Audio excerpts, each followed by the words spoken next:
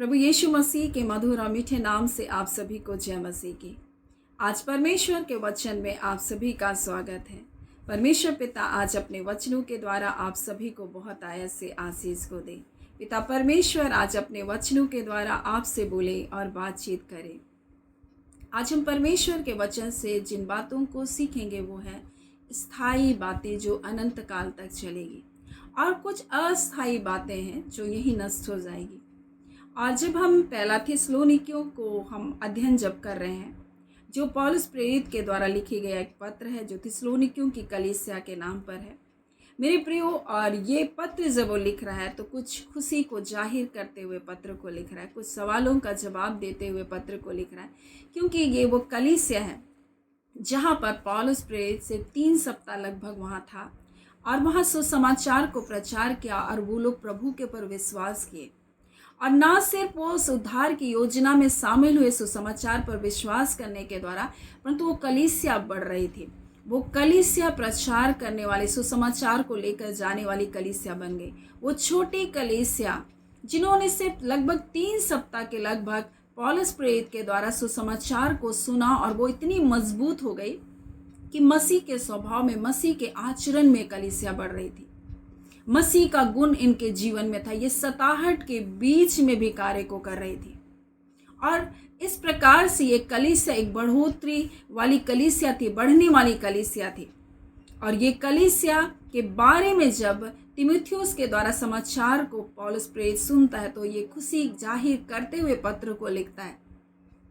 और जब हम उसके दूसरे अध्याय को जब हम आज अध्ययन करेंगे तो कुछ बातों को सीखेंगे जो बहुत महत्वपूर्ण है। अगर हम इन बातों को जान जाएंगे तो मेरे प्रियो, हम स्थायी बातों पर अपने मन को लगाएंगे, ना कि स्थायी बातों के, अस्थायी बातों के ऊपर। मेरे प्रियो, यहाँ कुछ महत्वपूर्ण बातों को कह रहा है। यहाँ इस प्रकार से पौलुस प्रेरित कहता है कि भाइयों, तुम आप ही जानते हो हमारा तुम्हारे पास आना व्यर्थ नहीं हुआ। मेरे प्रियो, अगर आप प्रभु के लोग हो, परमेश्वर के संतान हो, आपका आना, आपका जाना, आपका उठना, आपका बैठना, आपका बातचीत करना कभी भी व्यर्थ नहीं जाएगा मेरे प्रियो। क्योंकि हम परमेश्वर के जो संतान हैं, हम कहते प्रभु आज हमारे जीवन में आपकी इच्छा पूरी हो। हम ऐसा मांगते हैं प्रभु, आज हम जो बोले प्रभु आपकी ओर से बोले, हमारे मुख से निकलने वाले शब्द आपकी ओर से हो। प्रभु हम सुने तो आपकी आवाज़ को सुने, देखे तो प्रभु आपके दर्शन को देखे। प्रभु हम इस प्रकार से जब प्रभु के हाथों में समर्पित होके अपने जीवन को हम जब सुबह उठते हैं मेरे प्रियो, परमेश्वर हमारे जीवन को व्यर्थ जाने नहीं देता। कहीं ना कहीं प्रभु हमें अपनी महिमा के निमित्त इस्तेमाल करता है। और ऐसे ही पौलुस प्रेरित कहता है मेरा तुम्हारे पास आना व्यर्थ नहीं हुआ, क्योंकि जब उनके पास गया उन्होंने सुसमाचार के ऊपर विश्वास किया और अब वो कलीसिया बढ़ रही है। बोला मेरा व्यर्थ नहीं हुआ तुम्हारे पास आना मेरे प्रियो। और परमेश्वर ऐसे ही हमारे जीवन को कभी भी व्यर्थ जाने नहीं देगा। जब हम परमेश्वर के संतान, हमारे जीवन से निश्चय करके परमेश्वर अपनी महिमा को लेगा। और पौलुस प्रेरित कहता है मेरा तुम्हारे पास आना व्यर्थ नहीं हुआ।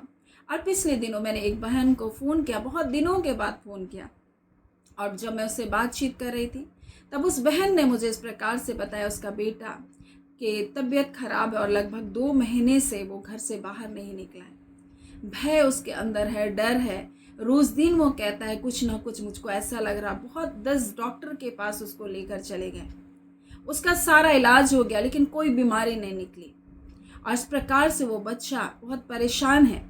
तो उसने इस बात को जब बताया, मैंने उसको बोला अपने बेटे को फ़ोन दो। वो लगभग 10-11 साल का है, और मैंने उसको सिर्फ सुसमाचार बताया कि यीशु ने क्या किया हमारे लिए। मैंने उस उद्धार के बारे में उसको बताया।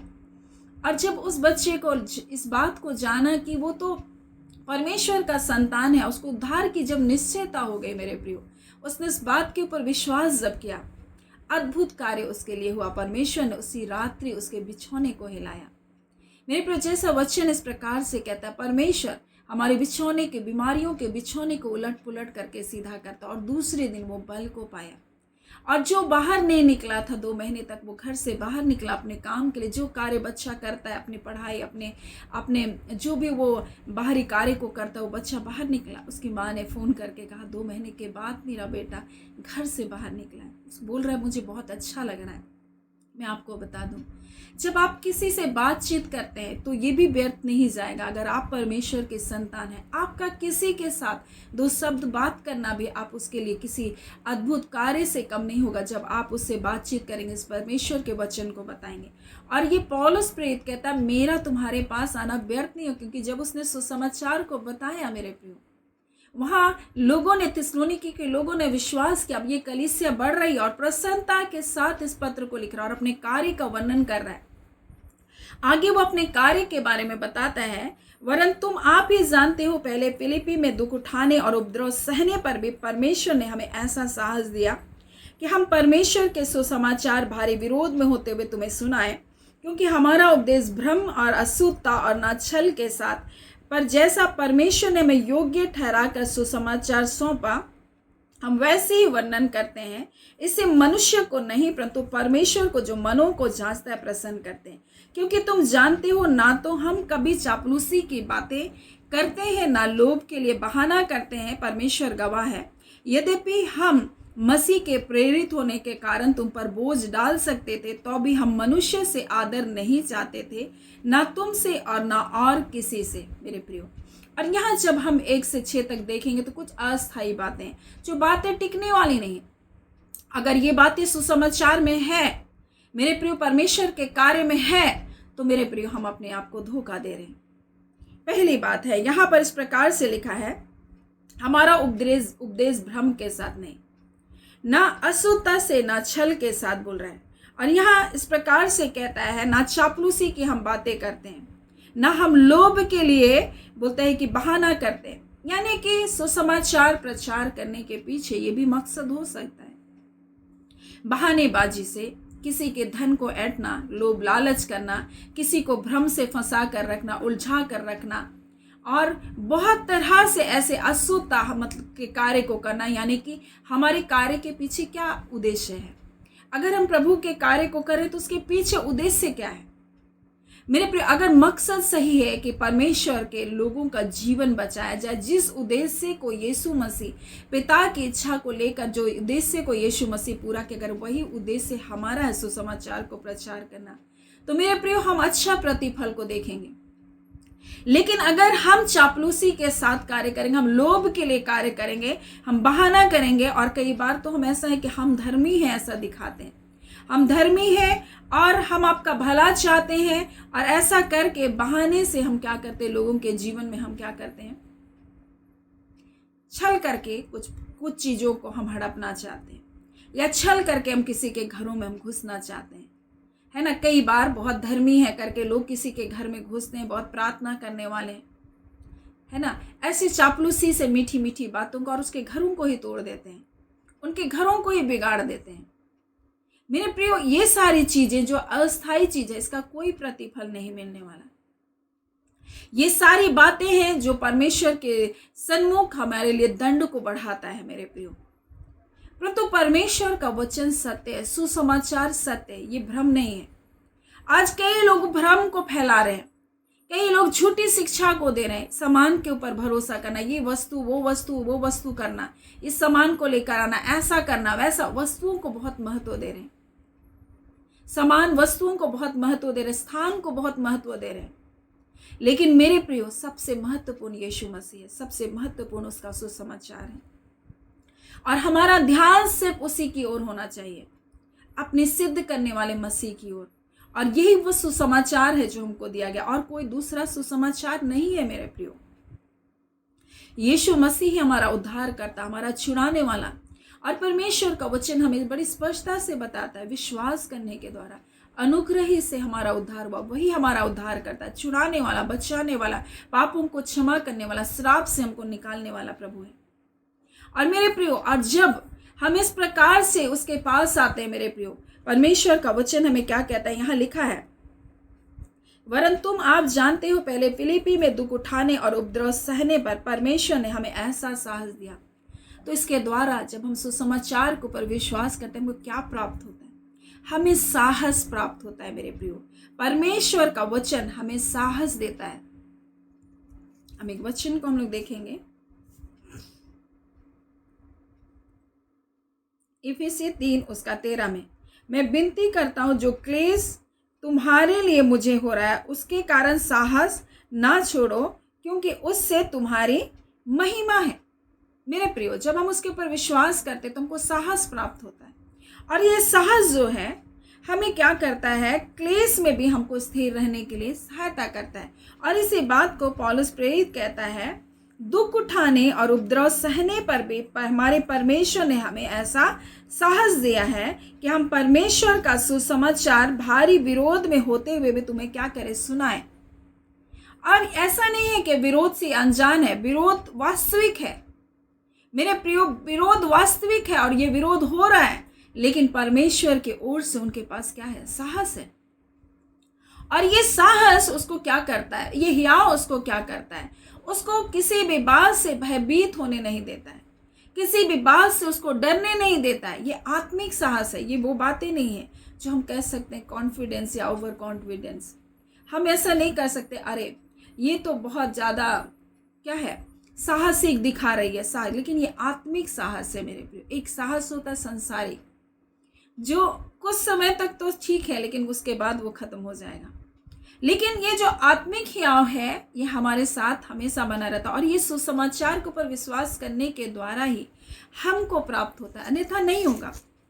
जब हम तीमुथियुस को पढ़ते हैं तो यहाँ पर इस प्रकार से उसके 13 में लिखा है, क्योंकि जो सेवक काम अच्छी तरह से कर सकता है वे अपने लिए अच्छा पद और उस विश्वास में जो मसीह यीशु पर है बड़ा साहस प्राप्त करते हैं। यानी पौलुस प्रेरित कर रहा है, मैं अच्छा काम कर रहा हूँ, मैं भ्रम से, छल से, झूठ से, फरेब से, लोभ के लिए, लालच के लिए, चापलूसी की बातों को करते हुए काम नहीं कर रहा हूँ। वो अच्छा काम कर रहा है, वो भला काम कर रहा है, परमेश्वर का भय मान रहा है, और यीशु मसीह के ऊपर विश्वास करने के द्वारा उसको साहस प्राप्त हो रहा है। और ये साहस उसको दुख उठाने के लिए भी, तकलीफ को सहने के लिए, आलोचनाओं में भी, निंदाओं में भी, कष्टों में भी उसको खड़े रहने की ताकत को दे रहा है। सुसमाचार प्रचार करने के लिए उसको सहायता कर रहा है मेरे प्रियो। और ये कब होगा, जब हम प्रभु में हम सच्चे बने रहे मेरे प्रियो, जब हम उसके वचन के ऊपर विश्वास करें और खराई से जब हम चलेंगे, हमको ये साहस प्राप्त होगा। और ये साहस जो स्थायी है, जो अनंत काल तक चलेगा। बाकी बात, जितनी बातों को हमने देखा, चापलूसी, लोभ, लालच, भ्रम, ये सारी चीजें अस्थायी है। आप अगर इस उद्देश्य से कर रहे हैं तो ये एक दिन खत्म हो जाएगा। लेकिन जब आप सुसमाचार के ऊपर विश्वास करते हैं मेरे प्रिय, ये साहस हमको मिलता है, और ये साहस अनंतकालीन तक है। और ये साहस हमारे जीवन में क्या करता है, ये साहस हमको परमेश्वर के निकट में खड़े होने के लिए हमको सहायता करता है। परमेश्वर का वचन हमको हियाव देता है उसके सिंहासन के पास जाने का, निराशा में हमको खड़े रहने का हमको साहस देता है। और ये साहस जो है ये आत्मिक वरदान है मेरे प्रियो, और ये साहस अस्थाई है, ये सुसमाचार अस्थाई है मेरे प्रियो। ये परमेश्वर की प्रसन्नता अस्थाई है। और वो कह रहा, मैं मनुष्य को खुश करने के लिए नहीं काम करा, मैं परमेश्वर की प्रसन्नता को चाहता हूं, क्योंकि परमेश्वर की प्रसन्नता ये है कि कोई भी नाश ना हो, एक भी नाश ना हो मेरे प्रियो। और पौलुस प्रेरित का यही उद्देश्य है कि कोई आत्माएं नाश ना हो। जो परमेश्वर की इच्छा है उस पर वो बना है और सुसमाचार को वो प्रचार कर रहा है। ये सुसमाचार आकाश और पृथ्वी टल जाएगी मेरे प्रियो, परंतु परमेश्वर की व्यवस्था एक मात्र एक बिंदु भी बिना पूरे किए हुए नहीं टलेगा। ये सुसमाचार जो हमें दिया गया है ये स्थायी है। ये साहस परमेश्वर के वचन के ऊपर विश्वास करने के द्वारा हमें प्राप्त होता है, और ये साहस स्थायी है मेरे प्रियो। परमेश्वर की प्रसन्नता स्थायी है, और इसलिए हमें स्थायी बातों को लेकर चलना है, ना कि अस्थायी बातों पर अपने मन को लगाना है। ये अस्थायी बातें, अगर मनुष्य की प्रसन्नता, मनुष्य के आदर के लिए अगर हम कार्य कर रहे हैं मेरे प्रियो, तो एक दिन ये खत्म हो जाएगा। यहीं तक है, इस पृथ्वी तक है। लेकिन जब आप असली मकसद को लेकर, परमेश्वर के उद्देश्य को लेकर जब आप कार्य करेंगे, परमेश्वर के स्वर्ग के राज्य में आपकी प्रशंसा की जाएगी, आपकी तारीफ की जाएगी। परमेश्वर कहेगा, तो थोड़े से थोड़े में भी मेरे लिए क्या रहा, विश्वास योग्य रहा। आज क्या हम परमेश्वर के वचन को खराई और सिधाई के साथ प्रचार करेंगे, अपने जीवन से परमेश्वर के कार्य को सिधाई के साथ करें मेरे प्रिय। परमेश्वर का वचन हमें बताता है कि ये साहस जब हम सुसमाचार के ऊपर विश्वास करते तब हमें प्राप्त होता है, ये स्थायी है।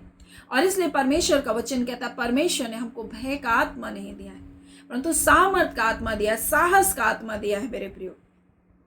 और ये साहस का आत्मा, ये हियाव का आत्मा मेरे प्रियो, हमें परमेश्वर के निकट जाने के लिए, हमको क्या करता है, सहायता करता है। हमें प्रार्थना करने का हिया होता है, हमें प्रार्थना करने का साहस होता है। इतना ही नहीं मेरे प्रिय, हमको सुसमाचार प्रचार करने का भी हिया होता है। हमें न्याय के दिन उसके सिंहासन के सामने खड़े होने का भी साहस देगा। ये बहुत अद्भुत है मेरे प्रियो। और परमेश्वर का वचन हमें एक बात को और बताता है जो हम देखेंगे। पहला यूहन्ना और उसके 5 उसके 14 में इस प्रकार से लिखा है, और हमें उसके सामने जो हिया होता है, देखिए, सुसमाचार पर विश्वास करने के द्वारा, उसके बेटे यीशु मसीह पर विश्वास करने के द्वारा हमारे जीवन में क्या आता है, हिया आता है, साहस आता है। और जो साहस आता है, हिया होता है, और यह है कि यदि हम उसकी इच्छा के अनुसार कुछ मांगते हैं तो वह हमारी सुन लेता है। देखिए, ये हिया हमको मिला है, कितना अद्भुत है। ये हियाव हमको मिला है। और इब्रानी 10 उसके 19 में लिखा है, हमको पवित्र स्थान में प्रवेश करने का भी साहस है। हमको पवित्र स्थान में प्रवेश करने का भी हियाव परमेश्वर हमको देता है। ये स्थायी बातें और ये स्थायी चीजें कब आएगी हमारे जीवन में? ये तब आएगी जब हम सुसमाचार के ऊपर विश्वास करेंगे और मेरे प्रिय सुसमाचार के अनुसार हम चलेंगे। और पौलुस प्रेरित कहता है, इसलिए मेरा तुम्हारे पास आना व्यर्थ नहीं हुआ, क्योंकि हम परमेश्वर के वचन को क्या करते हैं, दुख और तकलीफ हर परिस्थितियों में हम सुनाए, बोलता है। और यह इस प्रकार से कहता है कि परंतु तुम आज जानते हो कि पहले फिलिपी में दुख और उपद्रव सहने पर भी परमेश्वर ने हमको क्या दिया, साहस दिया, क्योंकि परमेश्वर के वचन में बना है, परमेश्वर की मर्जी में बना है, और इसलिए उसको परमेश्वर ने क्या दिया, साहस दिया। और ये साहस उसको क्या कर रहा है, भारी विरोध में भी सुसमाचार को प्रचार करने के लिए सहायता कर रहा है। मेरे प्रिय, सुसमाचार पर आपका विश्वास करना, सुसमाचार के अनुसार अपने जीवन को जीना, आपके जीवन में परमेश्वर हियाव को देगा, साहस को देगा। और ये साहस आपको सुसमाचार को सुनाने में भी मदद करेगा मेरे प्रियो। और ये साहस स्थायी है, सुसमाचार स्थायी है, ताकि आप परमेश्वर को प्रसन्न कर सकें। परमेश्वर की प्रसन्नता भी स्थायी है मेरे प्रिय। जब हम उसकी इच्छा के अनुसार कार्य करते हैं, परमेश्वर को प्रसन्नता होती है मेरे प्रियो। यीशु मसीह से परमेश्वर क्या हुआ, प्रसन्न हुआ। जब उसने अपने आप को परमेश्वर की सेवा के लिए जब समर्पित किया, जब उसने बपतिस्मा को लिया मेरे प्रियो, जैसे बपतिस्मा को लिया, पवित्र आत्मा उसके जीवन में उतरा, और जैसे पवित्र आत्मा उसके जीवन में आया, पर आकाशवाणी हुई, ये मेरा प्रिय पुत्र है जिससे मैं अत्यंत प्रसन्न हूँ। जिस घड़ी हम परमेश्वर के हाथों में समर्पण को देते हैं, जिस घड़ी हम उसके सुसमाचार के ऊपर विश्वास करते हैं, जिस घड़ी हम उसके इच्छा के लिए हम अपने कदमों को बढ़ाते हैं मेरे प्रियो, उस घड़ी परमेश्वर की हम प्रसन्नता में हम क्या होते हैं, भागीदारी हो जाते हैं। अभी तक यीशु मसीह प्रचार कार्य नहीं किया, सिर्फ उसने अपने आप को समर्पण किया मेरे प्रियो। जब हम समर्पण को देते हैं प्रभु को, ये हम परमेश्वर को प्रसन्न करते हैं। और ये 3 चीज जो स्थायी है, बाकी बात जितनी है, बाहरी दिखावे, बाहरी आवरण, लोगों को भ्रमित करने के लिए, लोगों को खुश करने के लिए आज बहुत सारे लोग कार्य कर रहे हैं। लोगों के मान सम्मान के लिए लोग बाहर कार्य करें, उसके मान सम्मान के लिए आप कार्य ना करें मेरे प्रियो। आप ऐसा ना सोचे लोग मुझे पसंद करेंगे नहीं करेंगे, इससे कोई मतलब नहीं है। लेकिन आप परमेश्वर के कार्य को कर रहे हैं कि नहीं, आप अपने जीवन से परमेश्वर की मर्जी को पूरा कर रहे हैं कि नहीं, आप अपने जीवन को आप जांचिए। परमेश्वर पिता इन वचनों के द्वारा आप सभी के जीवन को बहुत आयत से आशीष को दे। आमीन। आइए हम प्रार्थना करेंगे।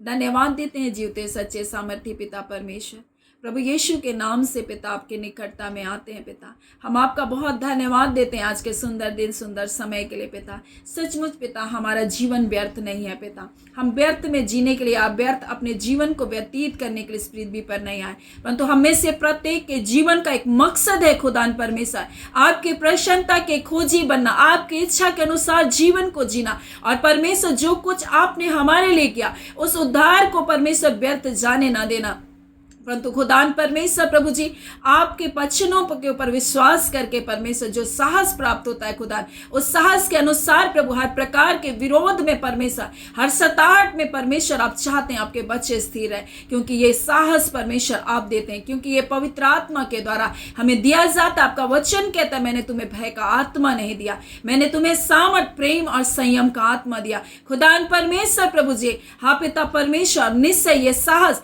हमें आपके सिंहासन के पास आने का अनुग्रह दे। अनुग्रह, आपके अनुग्रह के सिंहासन के पास आने का साहस को देता है खुदा। हम आपका धन्यवाद करते हैं पिता परमेश्वर।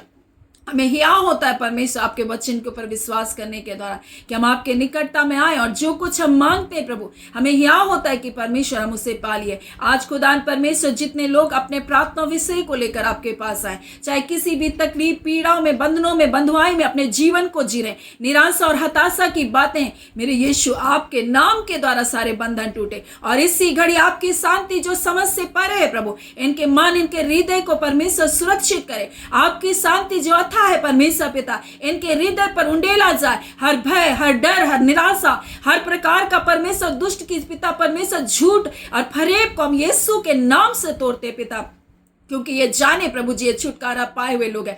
मसीह यीशु आपने अपने बच्चों के पापों और श्रापों से, हर बंधन और बंधुआई से आजाद किया और आपका वचन कहता है सत्य, ये वचन सत्य, ये सुसमाचार सत्य और ये सत्य प्रभु जी आपके लोगों को आजाद करता है, बीमारियों से आजाद करता है, क्योंकि यीशु आपने कीमत को अदा कर दिया, आपने मूल्य को चुका दिया। बीमारी प्रभु आपके बच्चों के ऊपर कोई अधिकार नहीं, उसके हर एक दावे को हम खारिज करते प्रभु जी, चाहे वो कितने भी बड़ी बीमारियों के नाम लेकर क्यों नहीं आए, परंतु यीशु के नाम से हम खारिज किए करते प्रभु जी, क्योंकि आपके वचन में लिखा है खुदान परमेश्वर, आप अपने बच्चों को चंगा करने वाले प्रभु है। आपने कहा है प्रभु मैं तुम्हारा चंगा करने वाला परमेश्वर। आपका वचन कहता है प्रभु जी, हाँ पिता परमेश्वर, जो गड्ढे में गिरे, बीमारियों के गड्ढे में गिरे, पाप के गड्ढे में गिरे प्रभु, मैं उसे निकाल लूंगा, अपने बादशाह के लहू के कारण उठा लूंगा। आज खुदान परमेश्वर, इसलिए कि आपके वचन में वचन सत्य है प्रभु, और सत्य वचन के द्वारा आप अपने बच्चों को बीमारियों से, बंधनों से, व्यसनों से आप निकाल बाहर कर रहे पिता, आपका धन्यवाद। कोई भी शत्रु का दावा परमेश्वर आपके बच्चों को पर राज्य नहीं कर सकता। हम उसके हर एक झूठ को खारिज करते हैं प्रभु, हर एक असत्य की बातों को हम खारिज करते हैं यीशु के नाम से प्रभु जी। आप पिता, क्योंकि आपका वचन सत्य है प्रभु, और आपने जो कह दिया वो कह दिया खुदान परमेश्वर, वो बदला नहीं जा सकता, वो टाला नहीं जा सकता खुदान। सुसमाचार परमेश्वर वचन प्रभु जी टाला नहीं जा सकता। आपने विधि का वो लेख जो आपके बच्चों के नाम पर, विरोध पर लिखा था, आपने क्रूस पर टंग कर उसका खुल्लम खुला तमाशा बनाया। हाँ पिता, आज कोई बंधन, कोई बंधुआई आपके बच्चों के जीवन पर राज्य नहीं कर सकता। हम आपका धन्यवाद देते हैं, हम एक एक लोगों को ब्लेस करते हैं, यीशु के नाम से आशीषित है प्रभु जी। आपने इनको आशीष को दिया, ये सदा की आशीष को प्राप्त किए पिता परमेश्वर।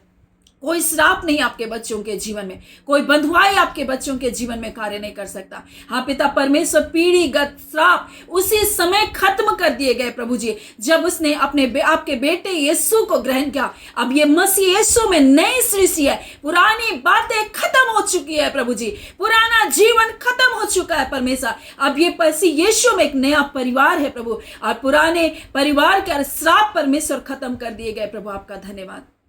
पिता, कई लोग भ्रम में है पिता कि अभी हमारे जीवन में श्राप चल रहा है प्रभु, परंतु मसीह यीशु आपके ऊपर विश्वास करने के द्वारा ये नई सृष्टि बन चुके हैं प्रभु, आपका धन्यवाद देते। आपके लोगों को एक बड़ी जय देने के लिए आपका धन्यवाद। इस घड़ी अपने लोगों को छुटकारे को दिया प्रभु, धन्यवाद। पवित्र आत्मा इनके घरों पर जाकर प्रभु आपने अद्भुत कार्य किया। परमेश्वर जब आपको पुकारा प्रभु, आप उनके बीच आए प्रभु, और पिता परमेश्वर आपने अद्भुत छुटकारे को अपने लोगों के जीवन में दिया। आपका धन्यवाद करते हैं। सारी आदर महिमा केवल आपको देते हुए प्रार्थना में यीशु के नाम से मांगते हैं। दया से अनुग्रह से ग्रहण कर लीजिएगा, आमीन। परमेश्वर पिता आप सभी को बहुत आयत से आशीष को दे, आमीन।